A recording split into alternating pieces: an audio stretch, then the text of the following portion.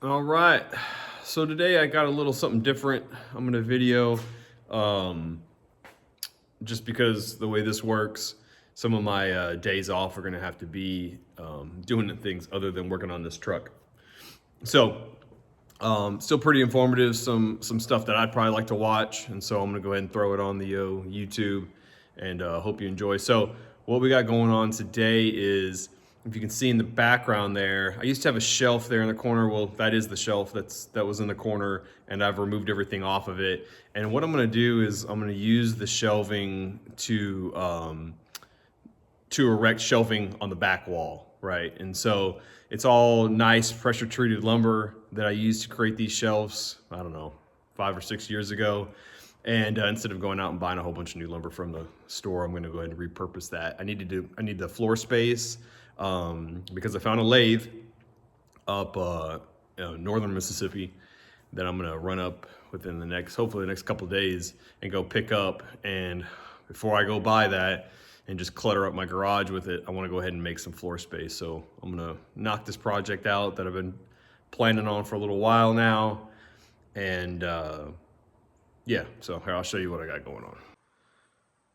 All right, so what you see here, I've already started the disassembly process, but I got a bunch of, what I made this out of is a bunch of 1x6 decking boards with some 2x4s as the supports and the legs and all that kind of stuff. So what I'm gonna do is I'm gonna remove all the hardware, break all the lumber down, and then I'm gonna make shelves using these right here. Bought these off Amazon. I was looking to do something to give the shelving a little bit more character in this garage, so I went ahead and chose to go with these. The one thing you will find about these off of Amazon, if you choose to go with these brackets for your shelving or whatever, is 2x4 fits inside there nicely, but you can't use 2x4 for your supports on the wall, right? So for instance, let me see if I can show you.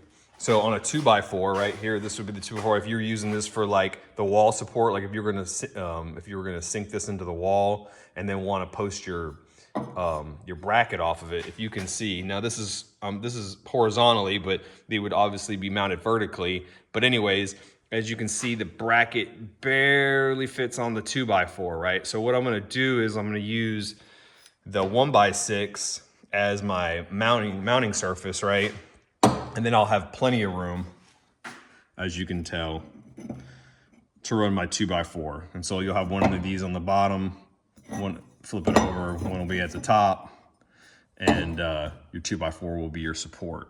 And this will probably make a lot more sense, obviously.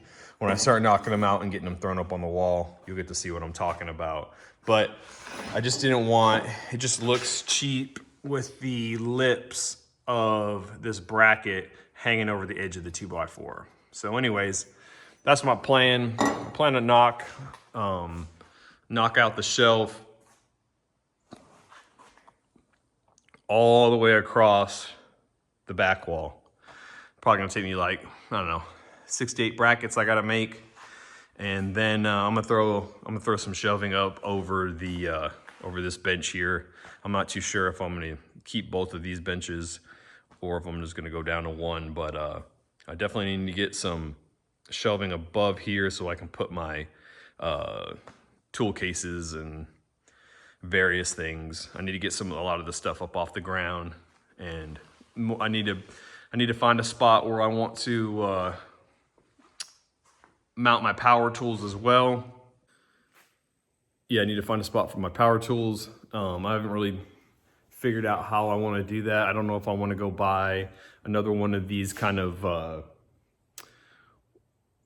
one of these little closet deals right here so that I can just throw my power tools inside of it, or if I want to hang them on the wall. I don't know. I haven't really figured that out yet. It's kind of one step at a time. So anyways, next time I come on here, we'll have some shelves up. See ya.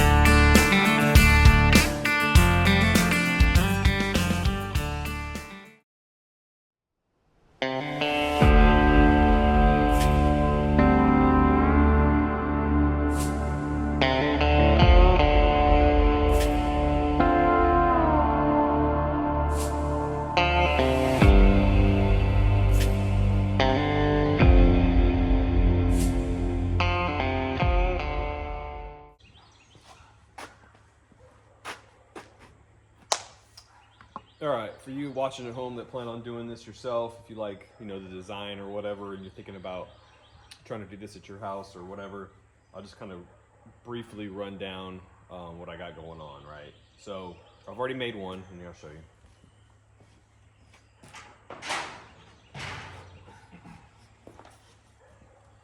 This is what it looks like, right? Set it back here.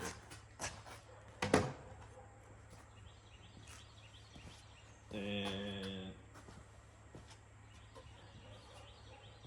all right, my dimensions are 3 foot by 3 foot. This brace is 42 inches long, and so it sits here.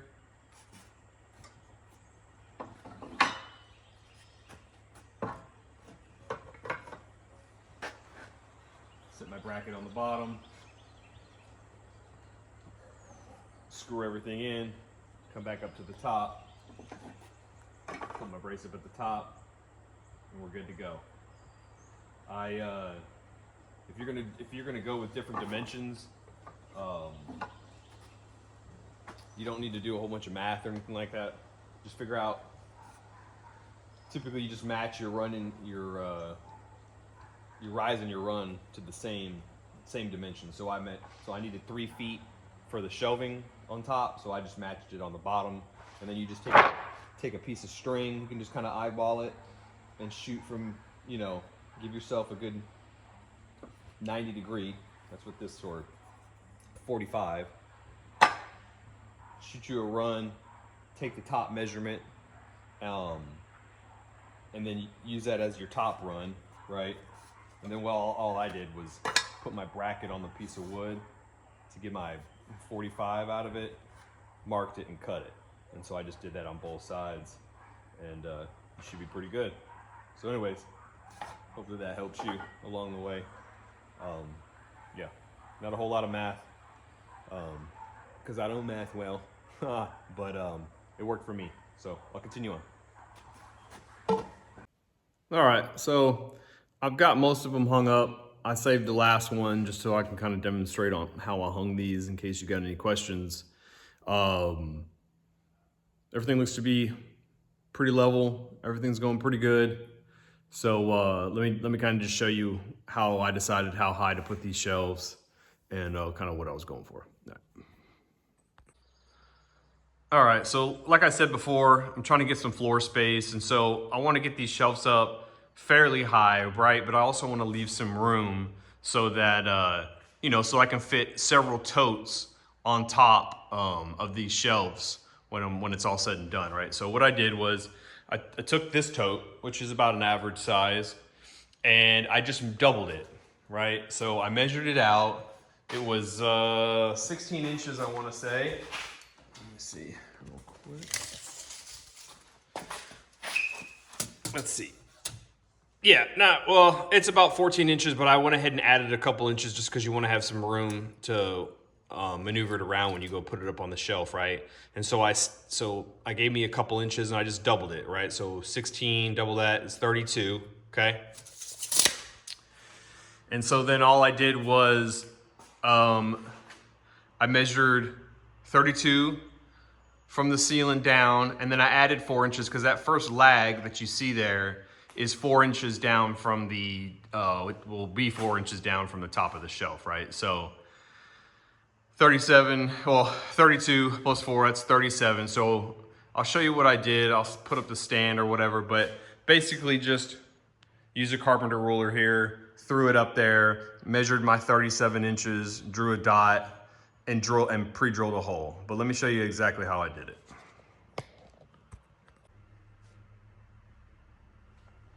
All right, so let's pre-stage some of these tools here. All right, so I can see where my hardware runs up the stud. I grab my ruler, come up. Oh no, that's why you can't have nice things, Justin. You should have a little belt on or whatever, but whatever, it is what it is.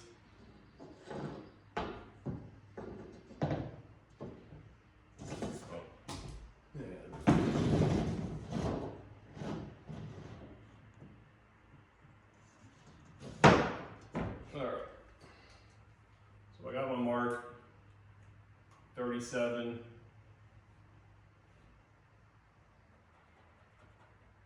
Right.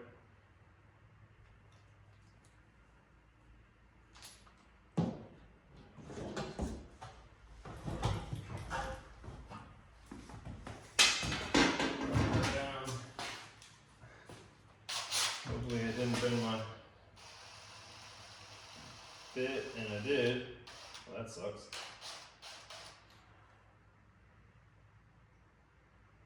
Alright, let me change that bit out.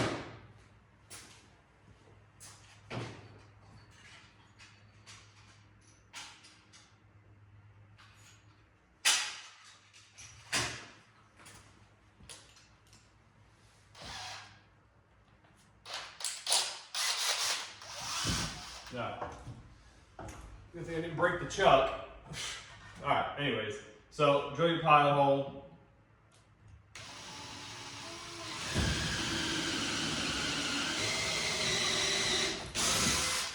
Obviously, you need to pay attention if you got any electrical stuff going on around here. You don't want to drill into any electrical wire. But, so you drill your pilot hole. I'm using 3/8 lags to hold this up. I've got 2 in there right now. I'll probably use a 3rd. I'll come back later. I don't have enough to put a 3rd in all of them right now. I gotta go back to the hardware store. But 3/8 lags, decent size washer, well, 3/8 washer. And yeah, so what I do is, you know, because not all of this is fairly light, right? Put your lag in your impact gun. Put it in the hole. I've already drilled the holes out before I did all this, so I didn't have to fight that, all right? And you just line your hole up like that. And now you don't need to go real tight. That might be a little too tight.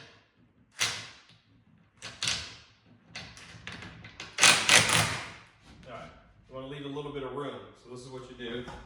Come back down, grab your level. You want to make sure that you're straight up and down. These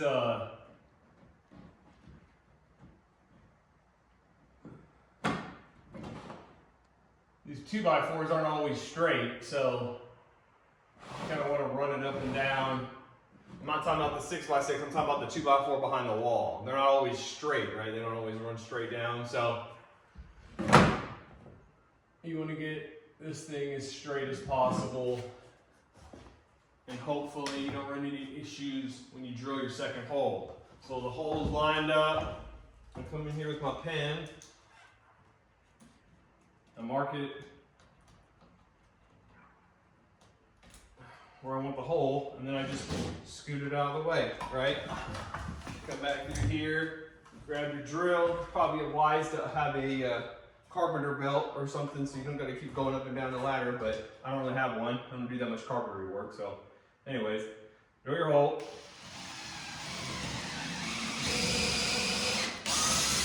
Lucky, lucky, found the stud.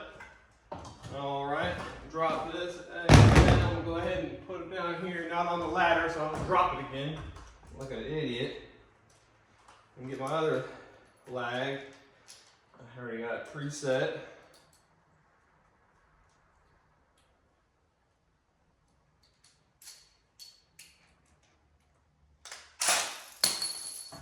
There that goes.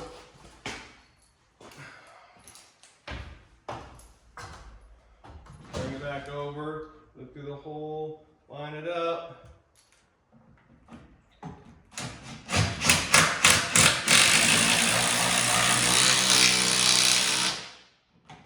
right, send it home.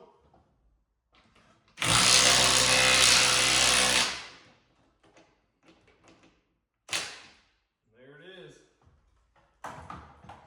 Very sturdy. I weigh about 200 pounds. I'm not going to put all 200 pounds on it, but you know, probably about 150, 175. That's probably all 200 right there. It ain't going anywhere. And I've got enough, brackets on the wall for the shelving to to definitely hold a ton of weight. So pretty satisfied. I might go back and put another lag in the bottom of these, but it's not a necessity right now. That's probably going to be it for this afternoon. When I get up tomorrow, I'll head out and get some lumber for the top shelving. Something else I'm probably going to end up having to do is some of these shelves or some of these brackets don't look like they're going to be completely level. So I'm going to get the lumber, I'm going to throw it up there. I'll probably get it in place, and then to level it, I'll back out some of the hardware on the bottom and kind of just move it up and down. The only thing holding it are these screws. So I'll just move these brackets up and down, and that will allow that top shelf to go, to move it up or down depending on what I need to do to make it level. Because I can see a couple of them right now are not completely at a 90, but this isn't, this is construction grade lumber. This lumber is not very true. So you're gonna have to kind of mess around,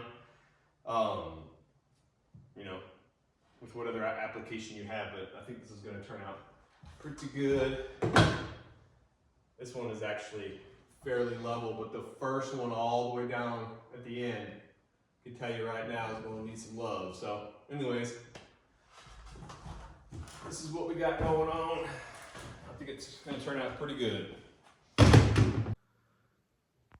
All right, yeah, so there they are. I think it looks pretty good.